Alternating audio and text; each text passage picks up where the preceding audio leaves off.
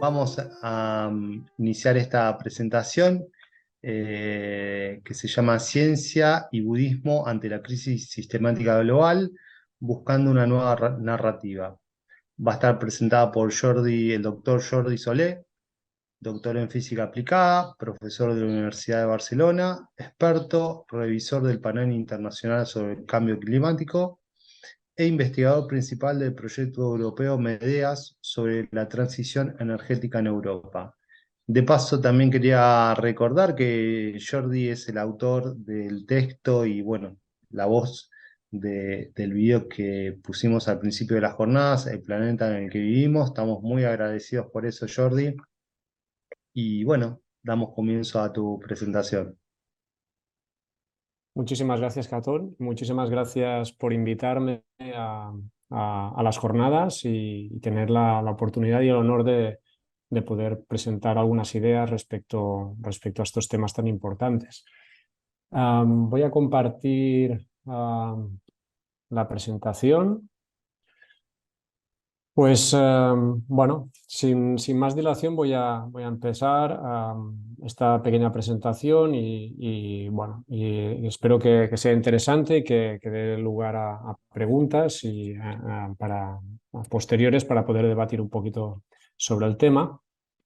Entonces, mi charla lo que va a versar básicamente es hablar primero, hacer una contextualización, un poquito también en un sentido parecido al que tenía el vídeo de presentación, que era muchísimo más detallado. Aquí voy a ir a unos aspectos un poquito más diferentes, hablando de las tres grandes crisis actuales, que como de una manera aproximada se pueden agrupar en tres grandes grupos, una parte climática, otra ecológica y otra de recursos. Y después, en base a lo que serían estas tres grandes crisis, qué puede hacer, qué sugiere la ciencia y qué puede aportar el budismo para complementar o incluso reforzar el punto de vista científico y la acción necesaria socioeconómica ante este futuro. Y en este sentido, pues entonces plantear una visión alternativa, como voy a introducir todo nuestro patrón de funcionamiento, nuestras costumbres, nuestros hábitos están basados en nuestra visión del mundo y por lo tanto, cambiando esta visión del mundo podemos transformar también nuestros y nuestra manera de funcionar para poder afrontar estas tres grandes crisis. Entonces, y al final voy a dar algunas conclusiones rápidas para sintetizar todo lo que he venido introduciendo anteriormente. Empecemos por la crisis climática. El Panel Internacional de Naciones Unidas sobre el Cambio Climático, el IPCC, por sus siglas en inglés, advierten en sus diferentes informes, el último informe es el que llaman Assessment Report, el 6, que son informes periódicos en los cuales están diciendo cuál es el estado actual del conocimiento científico sobre el cambio climático y en general sobre lo que se conoce como el sistema Tierra. Pues bien, cada uno en estos informes cada vez se va haciendo más patente y más claro en que hay el cambio climático, o lo que también llamamos el cambio en el sistema Tierra o cambio global, afecta a diferentes aspectos y alerta de diferentes riesgos, entre ellos impactos en los ecosistemas y particularmente lo que se llaman ecosistemas pristinos o sistemas singulares o ecosistemas que aún no están afectados por la acción del hombre. La recurrencia de fenómenos climáticos extremos, y esto tenemos una noticia hace poco y un evento terrible que ha sucedido en Acapulco con un huracán que ha tenido efectos devastadores de manera inusitada y con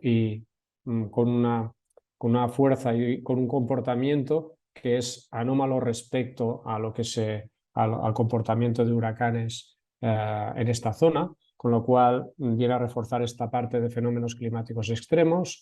También estos impactos de los fenómenos climáticos extremos y del cambio climático en general se distribuirán irregularmente, pero van a ser impactos globales.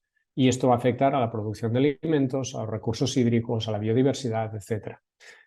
Y también hay fenómenos singulares de gran escala. ¿Qué quiere decir esto? Pues, por ejemplo, la subida del nivel del mar es un fenómeno singular, pero que va a afectar de manera global.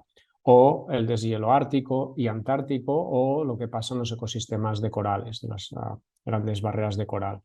Todo esto tiene una causa en las emisiones de gases de efecto invernadero, en particular el CO2, y toda la mitigación y la adaptación a esta situación pasa básicamente por la reducción de las emisiones de estos gases de efecto invernadero, porque en el último informe, en el anterior también, el AR5 pero sobre todo en el AR6, ya queda muy claro y se dice claramente que estos efectos son producidos por la acción humana.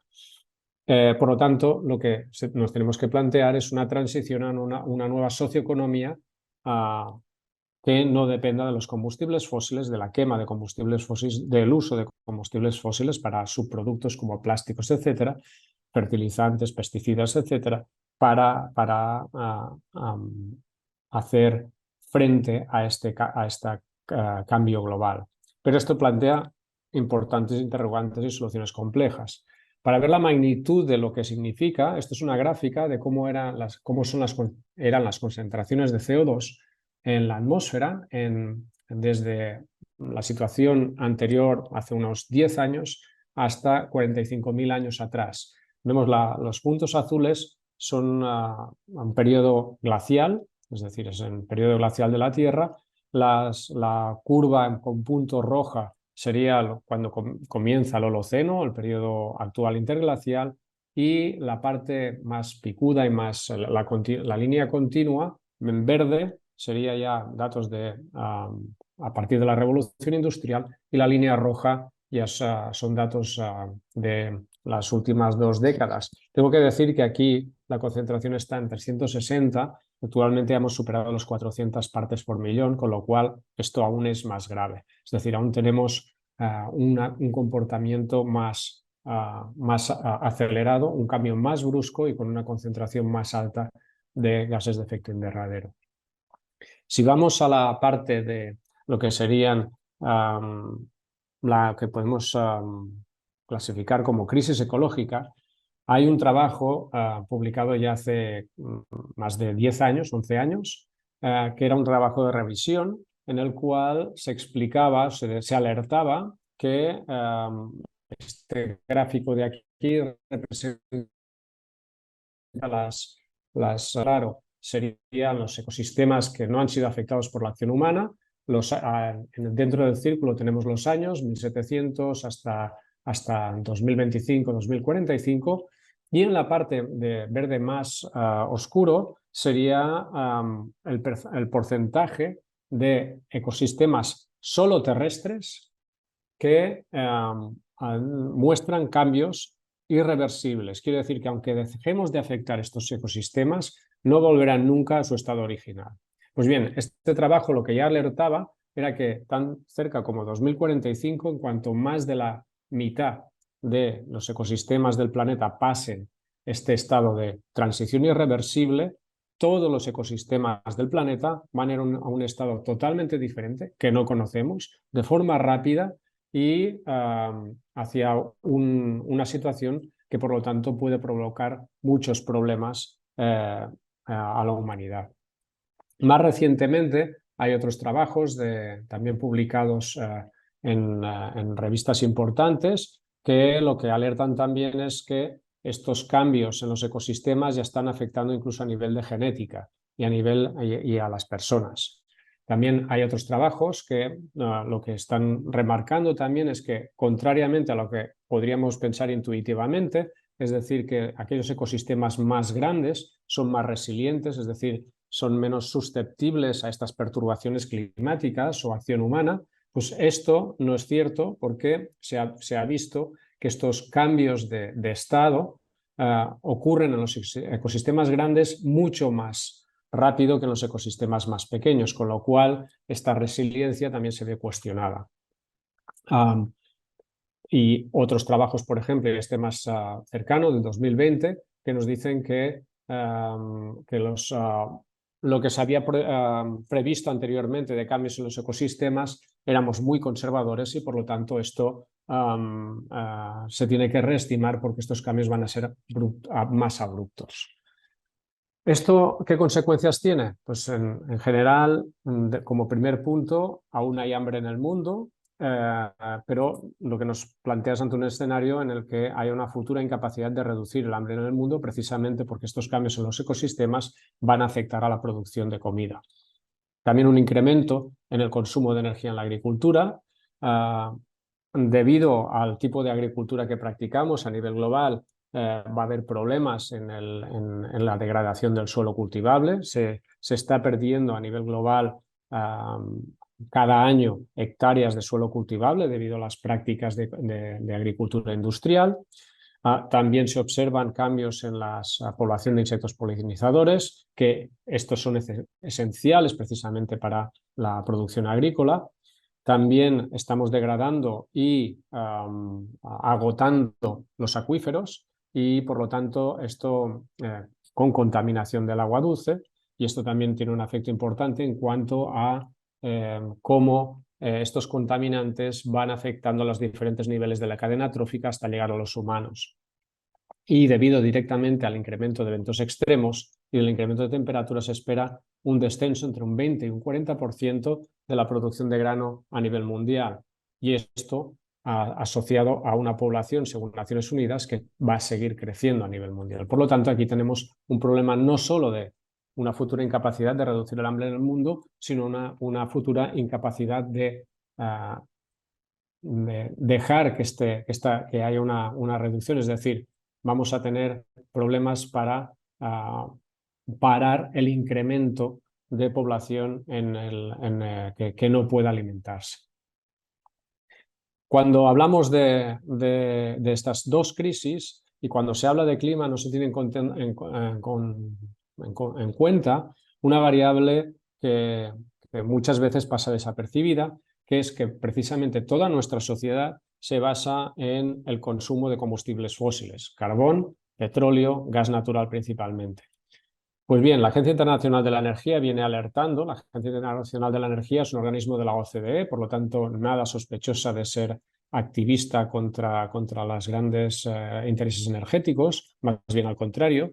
Y lo que alerta, precisamente, este es un informe anual, este es del año 2018, después cada año da unos reports, unos informes para ver cuál es el estado de la situación del sistema, de los sistemas energéticos, de la producción energética a nivel mundial, y en este alertaba básicamente que la producción en concreto de petróleo, si no había nuevas inversiones, en 2040 bajaría drásticamente. No solo en 2040, 2020, 2030 bajaría. Evidentemente este es el escenario peor, pero lo que es interesante comentar aquí en esta gráfica es que si nos fijamos en la línea punteada azul, nos está dando un escenario de saturación de la producción, es decir, la producción no crece, de petróleo no crece al ritmo que crecía históricamente antes del 2015. ¿Y eso qué quiere decir? Quiere decir la producción de petróleo está directamente ligada con el Producto Interior Bruto mundial, y quiere decir que esto nos aboca a una situación en la cual va a haber problemas económicos precisamente por falta de suministro de petróleo. Esto por un lado. Por el otro, esto se complementa o se amplifica teniendo en cuenta que debido al cambio climático vamos a necesitar más recursos energéticos porque precisamente para la economía y la agricultura industrial, como hemos dicho, se basa en fertilizantes y pesticidas. Sobre todo los fertilizantes vienen del gas natural. Pues bien, la producción de gas natural también se prevé que hacia el año 40, 35-40 también se sature a nivel global. Con lo cual esto nos deja en un escenario de tormenta perfecta, en el sentido de que tenemos más necesidad de recursos por un clima cambiante, más exigente, tenemos necesidad de más recursos para cambiar las infraestructuras y hacer una transición energética a sistemas que necesiten menos combustibles fósiles, tanto de calefacción como de producción de energía. Pero por otro lado, los combustibles fósiles van a ser más escasos. Eso no quiere decir, estoy diciendo que se está saturando esta producción, no que vaya a decaer de manera brusca, pero eso en un entorno de necesidad de crecimiento de producción vamos a tener, por lo tanto, una escasez derivada debido a que esta producción no puede subir al ritmo requerido para satisfacer las necesidades creadas por el cambio climático y la crisis ecológica. Bien, entonces, delante de este panorama, Naciones Unidas y el IPCC proponen diferentes opciones, algunas de ellas encaminadas a lo que se conoce como Pacto Verde o Green Deal a nivel mundial. Estados Unidos y Europa tienen un Green Deal, y eso quiere decir mantener básicamente el sistema productivo actual, pero transicionar desde fuentes de energía serían de origen fósil a origen renovable, incrementar la eficiencia y incrementar la circularidad y el uso de reuso y reutilización de materiales y, por lo tanto, hacer una transición manteniendo el mismo sistema, pero cambiando o parcheando algunas de las cuestiones que son necesarias y que se ve que están creando muchos problemas. Esto es una opción sugerida, pero ya el mismo panel y algunos grupos de científicos también están enfatizando que hace falta un cambio estructural del sistema. Y eso quiere decir medidas a nivel político, a nivel social, pero también quiere decir implementar una nueva manera de entender nuestra relación con el medio ambiente y con los ecosistemas. Pero a este nivel la ciencia propone las soluciones, pero es la parte de filosofía, antropología, sociología la que tiene que proponer cómo implementar esto. Y ahí necesitamos, por lo tanto, transformaciones a todos los niveles y combinar acciones exteriores y cambios de visión. Y ahí el budismo puede aportar una perspectiva complementaria a la ciencia. La ciencia propone cambios y direcciones de cambios para apoyar esta gestión de la crisis, cambiando la mentalidad y la visión para ayudar a esta transformación individual y social. Por lo tanto, lo que es necesario es un cambio de paradigma realmente, es decir, cambiar no solo las estructuras de funcionamiento de la sociedad, sino como individuos, cómo vemos el mundo y cómo entendemos las relaciones entre individuos y las superestructuras o las estructuras que estas relaciones están creando, ya sean estructuras económicas como empresas, colectivos, etcétera, o sean estructuras sociales como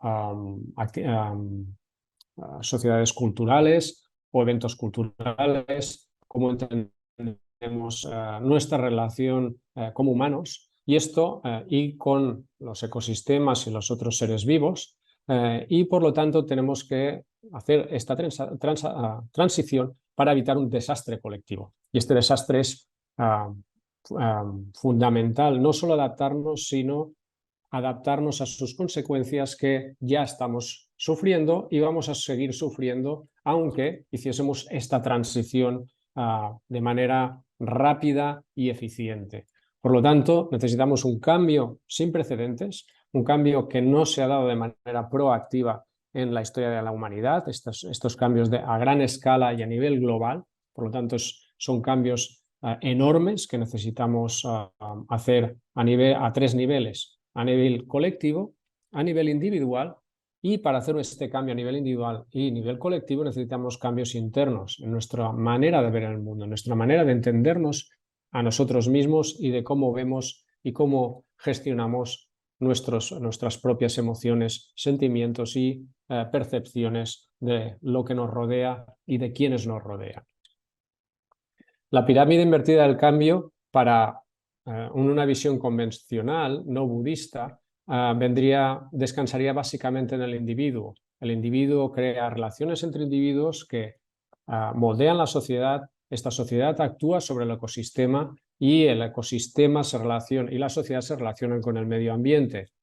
Cada uno de estos niveles estaría también interaccionando con el mismo. Los individuos experimentan una transformación debido a su relación con la sociedad a nivel de redes sociales, a nivel de propaganda, de anuncios, etcétera. Esto también moldea las interacciones individuales y lo mismo el ecosistema, la sociedad moldea el ecosistema y el ecosistema también acaba moldeando la sociedad. Por ejemplo, la pandemia de COVID moldeó la sociedad en el sentido de que un virus proveniente de una zoonosis acabó afectando a la sociedad, los individuos y la socioeconomía debido precisamente a este impacto de la sociedad de reducir cada vez más el espacio de las especies salvajes en los ecosistemas. Por lo tanto, tenemos la base del individuo y en la cima el medio ambiente,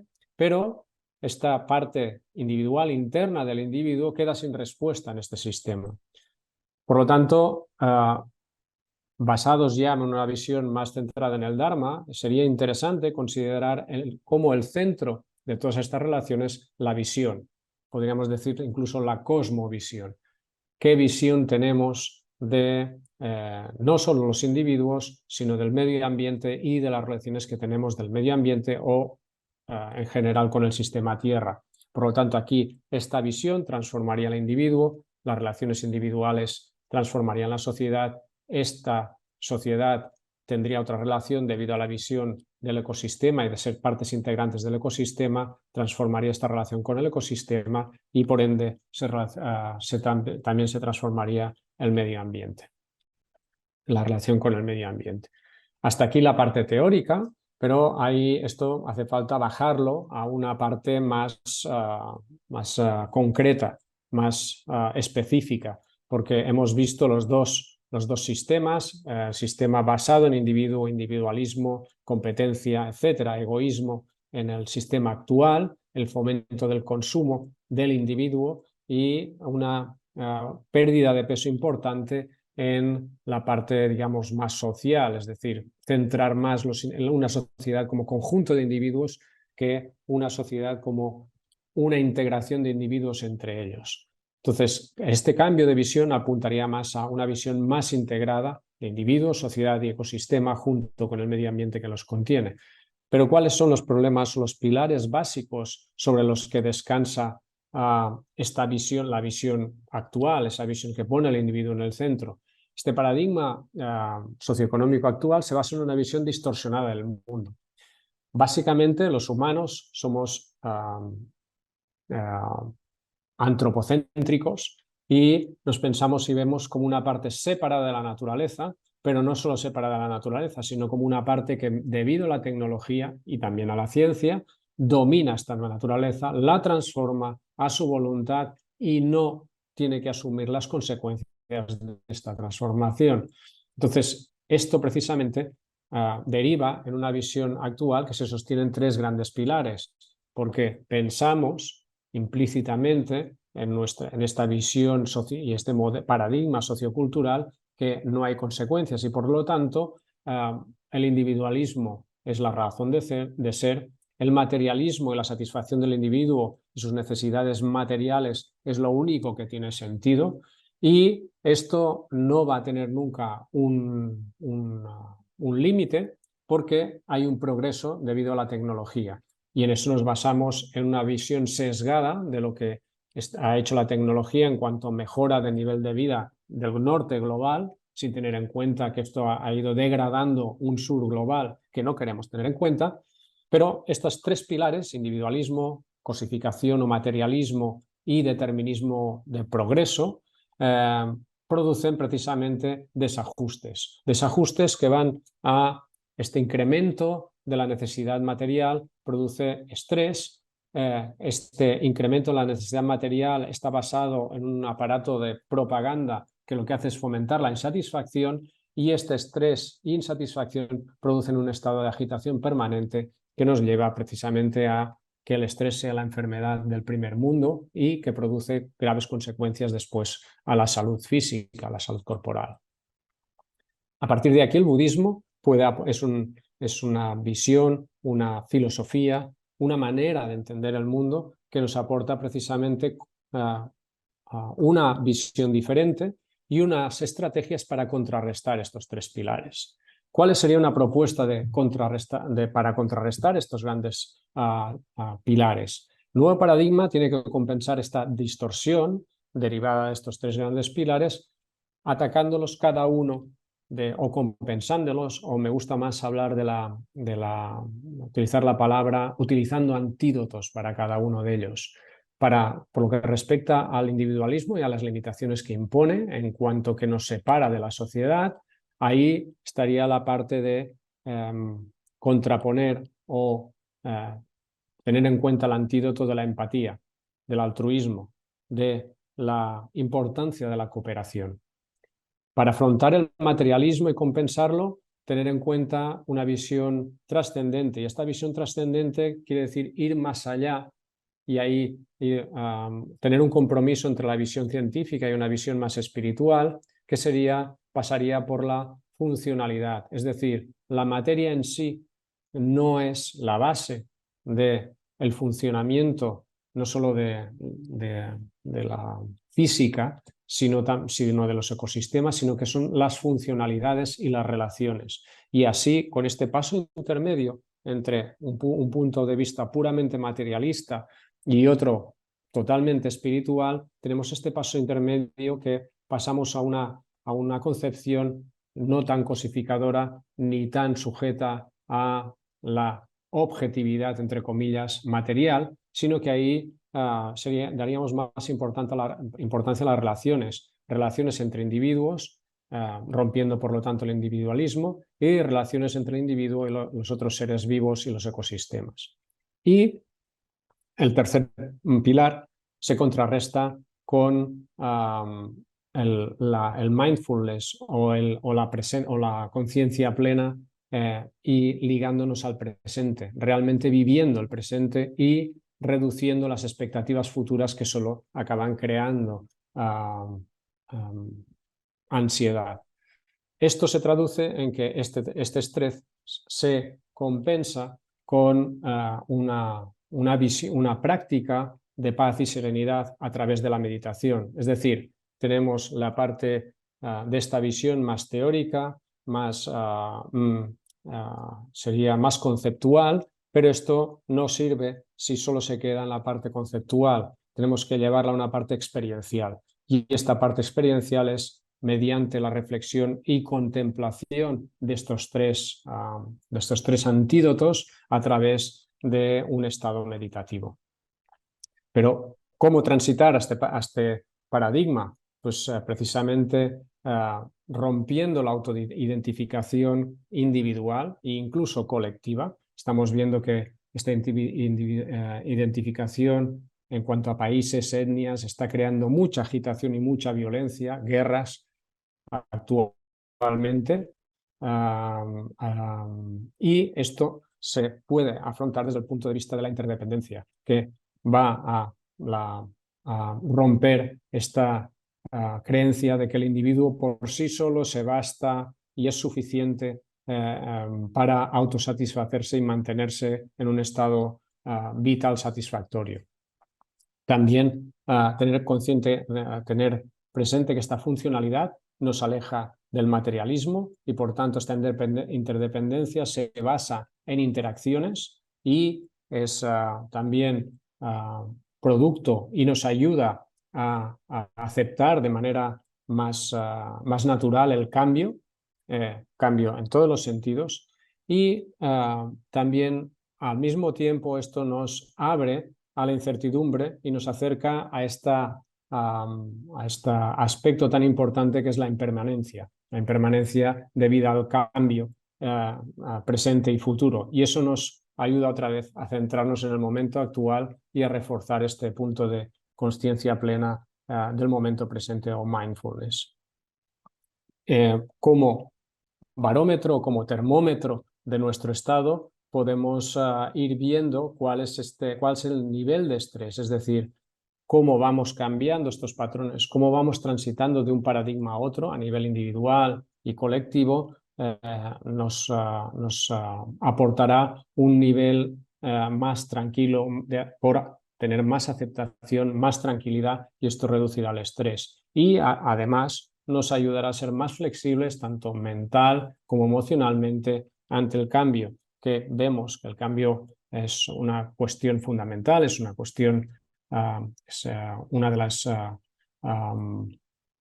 cuestiones fundamentales dentro de la filosofía budista, pero además ahora con el clima y con lo que está pasando en los ecosistemas, este cambio se hace más evidente, no solo para los budistas, sino para la sociedad en general.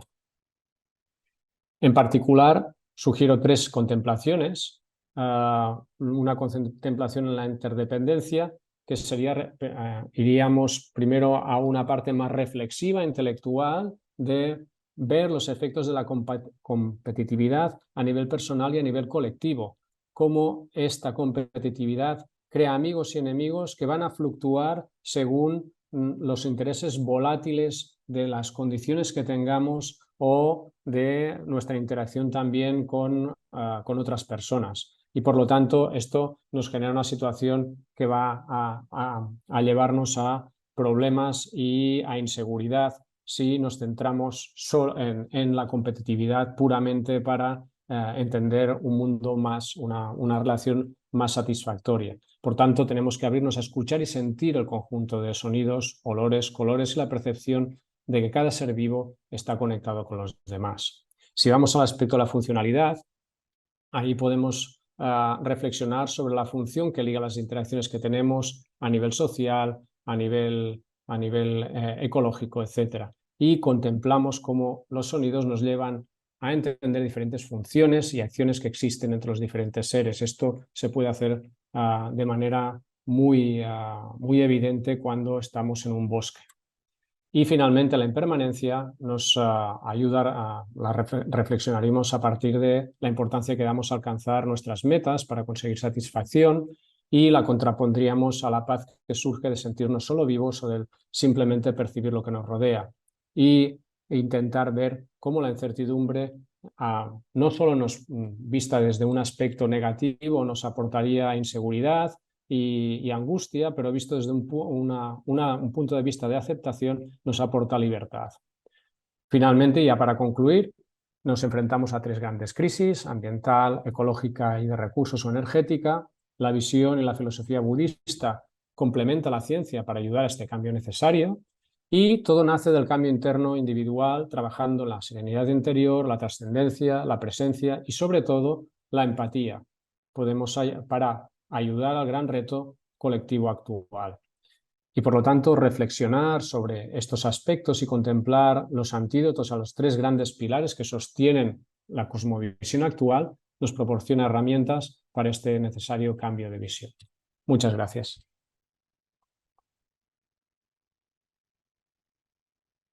Bueno, Jordi, muchas gracias a vos por la presentación tan interesante. Bueno, hay varias preguntas para vos que te voy a transmitir. Eh, Hay una que dice, pese a estos indicadores de los límites planetarios son altamente alarmantes, ¿por qué existe aún gobiernos que niegan o ocultan la verdad frente a esta situación? Como por ejemplo en el caso de la política argentina, que algunos candidatos políticos, por ejemplo, a presidente, postulan actualmente o niegan el cambio climático. Bueno, ahí está lo que estaba comentando anteriormente, es decir, tenemos por un lado la evidencia científica y por el otro la inercia política y socioeconómica. Entonces, lo que está pasando es que hay como 2 tendencias, ¿no? Es decir, a partir de la ciencia y los datos nos están dando una visión muy importante de decir que tienen que haber cambios estructurales, pero el sistema socioeconómico actual no está preparado para estos cambios. Entonces, estos a veces me gusta compararlo con lo que pasa con un fumador, ¿no? Un fumador, si el médico le dice que tiene que dejar de fumar porque si no se va a morir, en principio hay una cierta resistencia, hay una estrategia de negación en principio. No, bueno, esto no puede estar pasando, se está equivocando, voy a buscar otra opinión. Y el médico, otro médico le va a decir lo mismo. Entonces, hay una cierta resistencia a este cambio. Y eso a nivel colectivo, esta inercia aún es más grande, porque estamos hablando de cambiar nuestra manera de ver el mundo, de cambiar la manera de cómo desde hace décadas nos han dicho que seríamos felices, de cambiar la percepción de que cada ser humano va a poder tener todo lo que quiera a nivel material, y no va a tener ninguna consecuencia y responsabilidad por ese precisamente acopio de recursos y de necesidad desmesurada, de esa avaricia desmesurada. Por lo tanto, esto se ha trasladado a la sociedad y el mismo sistema económico lo que nos está diciendo es que realmente la competitividad es buena y que el incremento del consumo favorece y nos hace más felices. Una cuestión que esto los políticos aceptan a pies juntillas, pero que evidentemente hemos visto que es falso. Pero aún estamos en ese paradigma mental. Por lo tanto, es difícil. Entiendo, es difícil, pero el cambio se va a producir, queramos o no. Sí, a mí lo que me pasa a veces que cuando escucho por ahí estas personas negacionistas, muchas veces parecen respaldarse en un discurso científico. Puede ser que haya un sector de la ciencia que, no sé si comprado o afín a los intereses económicos, corporativos, por ejemplo, de la minería, la agricultura, eh, presenten una visión alternativa, ¿no? Porque, por ejemplo, bueno, en el caso de políticos reconocidos en Argentina, cuando uno los escucha hablar y niegan totalmente el cambio climático, empiezan a hablar desde la ciencia. Mm. A lo que me refiero es Eh, si hay dos tendencias en la ciencia sobre este no, punto o hay plena unanimidad. no. Hay un 99% de la comunidad científica que acepta, y no es que acepte, es que tiene datos fehacientes que apoyan el hecho de que el cambio climático de origen antropogénico es una cuestión que, bueno, mm, evidente, ¿no? Y hay una minoría de científicos pagados por grandes corporaciones que lo que hacen es, digamos, a cambio de ciertas compensaciones, por decirlo de alguna manera, pues ir a los detalles y decir que aún no está suficientemente demostrado, ¿no? Entonces, por ahí va la cuestión. Hay dos cuestiones ahí. Estos grupos de interés no solo vienen de grandes lobbies y intereses económicos que están por detrás de esto, sino que también van a satisfacer conciencias que tienen mucho miedo de individuos o sectores de la sociedad que tienen mucho miedo al cambio, a hacer frente realmente y pensar que realmente el problema fundamental es que vamos hacia un precipicio y no hay nadie al volante. Eso es peor de que haya alguien muy malo al volante que nos esté conduciendo al precipicio, porque ese muy malo, al menos en el último momento, podrá cambiar de dirección. Entonces, todas las teorías conspiranoicas que niegan el cambio climático, que dicen que esto es un inmenso complot mundial de los científicos, van un poquito también en esta dirección de necesidad de satisfacción psicológica porque no se quiere afrontar realmente que el problema es muy grave y que realmente el sistema actual no puede hacer frente a eso. Y eso es, creo que incluso más terrible que haya un problema muy grave. Es decir, si se hunde un barco y hay alguien al frente, eso da una cierta tranquilidad. Pero si no hay nadie al frente, si el capitán ha desaparecido, eso da mucho más miedo. Bueno, y hay una pregunta muy interesante que dice, ¿qué sugieres para convencer a un amigo negacionista? No convencerlo. Yo ahí he aprendido mucho del budismo.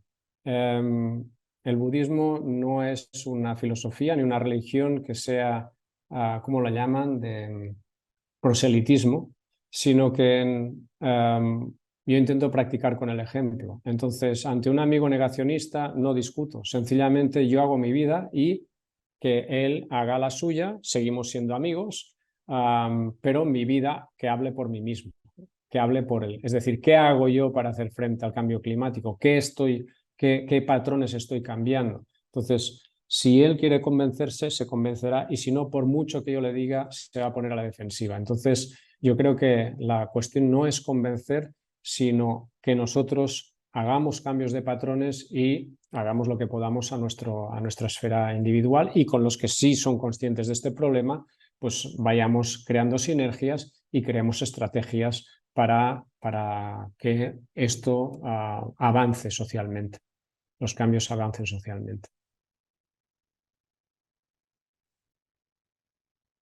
Bueno, sí, acá hay otra pregunta que creo que apunta a lo mismo, que la acabas de responder esta cuestión, pero la voy a leer porque sé que es una preocupación que tiene la gente y la idea de qué hacemos, ¿no? Porque dice, independientemente de que nosotros como individuos queramos trabajar a disminuir el cambio climático, considero que es realmente el egoísmo de empresas del sistema capitalista que quieren más y más dinero, que realmente tienen el poder, son los que contaminan. En este caso, ¿qué hacemos?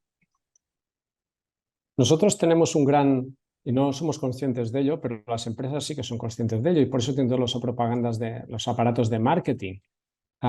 Si una empresa experimenta un descenso en el consumo de solo un 2 o un 5%, se empieza a preocupar. Por lo tanto, eso quiere decir que nosotros como consumidores tenemos mucho poder. Entonces, a partir de ahí, no digo que solo esto funcione, pero sí tenemos que ser conscientes que tenemos responsabilidades a nivel individual, a nivel colectivo y a nivel político, digamos, y de grandes estructuras, ¿no? Hay responsabilidades a esos tres niveles. Pero a nuestro nivel más individual, podemos hacer acciones como ver qué compramos, cuándo compramos y cómo compramos, ¿vale? Si pedimos plástico o no, si compramos productos envueltos en plástico o no, si compramos productos de proximidad o no, cómo nos movemos, cómo nos desplazamos, si tenemos en cuenta nuestra huella de carbono o nuestra huella ecológica. Todo esto va a producir cambios por un lado y por el otro nos va a ahorrar también mucho dinero, porque comprar de proximidad y reducir el uso de vehículo privado, utilizar más transporte público, movernos menos o de una manera más con transporte público, etcétera, y cambiar nuestros hábitos alimenticios o nuestros hábitos incluso de culturales o de diversión, etcétera, nos va a aportar más satisfacción porque vamos a estar menos enganchados a pantallas, por ejemplo, y más resiliencia, porque vamos a necesitar menos recursos. Para estar más satisfechos necesitaremos menos cosas. Entonces es un win-win situation, como se dice en inglés. Bueno, Jordi, muchas gracias. La verdad que es un gusto escucharte. Agradezco al resto de los ponentes de este bloque temático.